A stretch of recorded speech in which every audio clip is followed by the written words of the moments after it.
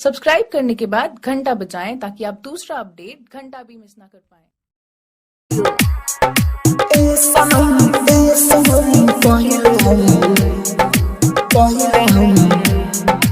कंचन इब्राहिमपुर खाके कसम खाके कसम ए सनम पहिले हम खाके कसम खाके कसम ए सनम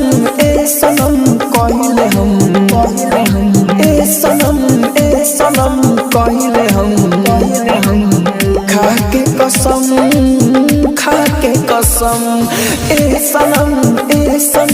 पहिले हम खाके कसम तू जो बुझिया छोड़ के पिया जहर घोल के तू हरे नाम लेके मरहम ए सनम पहिले हम ए सनम पहिले हम खाके कसम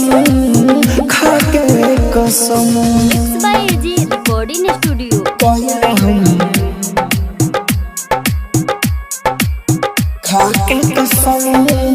खाके कसम कंचन इब्राहिमपुर पहिले हम खाके कसम तू ना हो खबू हमर जी के का करा जयबू डोली में तू हम शमशान धरा तू ना हो खबू हमर जी के का करा जयबू डोली में तू हम शमशान धरा बाडू तू यहाँ से हमर जान हो मिलबू ना तो दे दे परान हो भूलम ना सातो जनम सुनाए बेरहम जिंदगी तू ही हमर बारो करम ए सनम कहिले हम ए सनम कहिले हम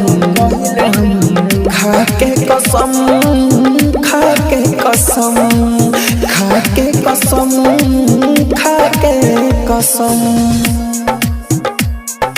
कहिले हम आप सुन रहे हैं एजी एंटरटेनमेंट की धमाकेदार प्रस्तुति खाके कसम कंचन इब्राहिमपुर कहिले हम खाके कसम राहुल राजा धानी माने रानी हो